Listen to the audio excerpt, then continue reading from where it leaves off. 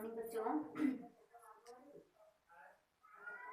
आज मैं आप लोग की कक्षा के लिए जो पिछली कक्षा में पढ़ाई थी मैं काल, उसी के कुछ भाग बच गए हैं।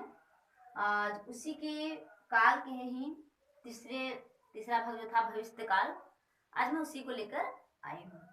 और बच्चों मैंने आप लोगों को पिछली कक्षा में बताई थी भूतकाल। भूतकाल किसे कहते हैं, भूतकाल के कितने भेद होते हैं और प्रत्येक उनके भेदों की परिभाषा बताए थे। तो बच्चों आप लोगों ने वर्तमान काल पढ़ लिए, भूतकाल भी पढ़ लिए और अब बाकी क्या रह गया है, भविष्य काल।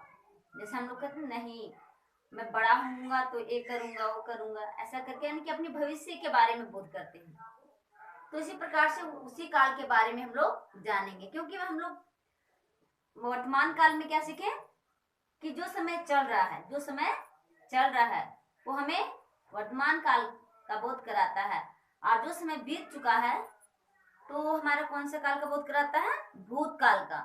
और जो आएगा, ना आया है ना आया था बल्कि आएगा, तो उस काल की जानकारी प्राप्त करने के लिए हमें क्या पढ़ना होगा, भविष्य काल। कौन से काल, भविष्य काल।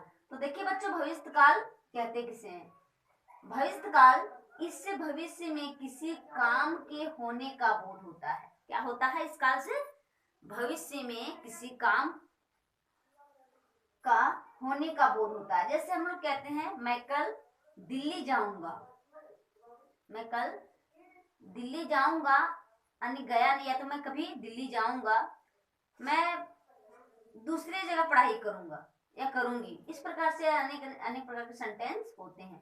शायद तुम कल आओगे, ये देखिए क्या है कि तुम कल पढ़ोगे,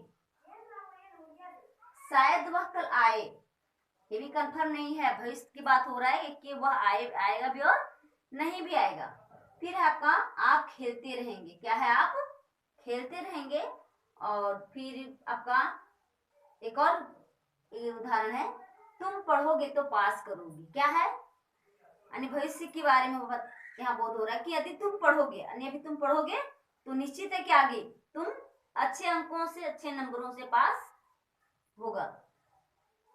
तो देखिए बच्चों जिस प्रकार से आपको हम वर्तमान काल में 3 भेद बताए थे, भूतकाल में 6 भेद बताए थे, उसी तरह भविष्य काल के भी 5 भेद होते हैं।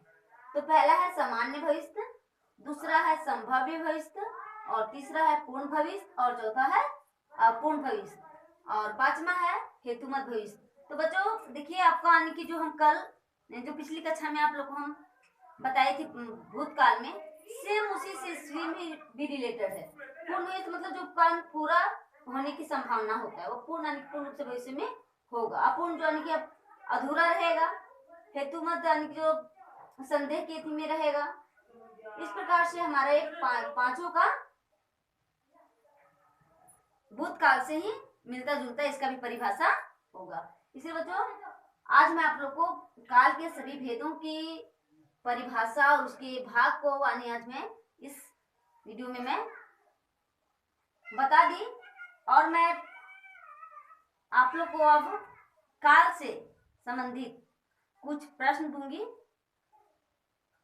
कल, जिसे आप लोग पूरा करके भेजें। इसलिए बच्चों आज आप लोग तीनों काल यानी काल के तीनों भेदों का परिभाषा, एग्जाम्पल, ये सब आप लोग अच्छे तरीके से घर पे पढ़ाई पढ़ लीजिएगा, ताकि मैं प्रश्न आप लोग को दूं तो आप लोग को यानी कि मेरे प्रश्न का उत्तर देने में कोई कठिनाइयों का सामना ना हो।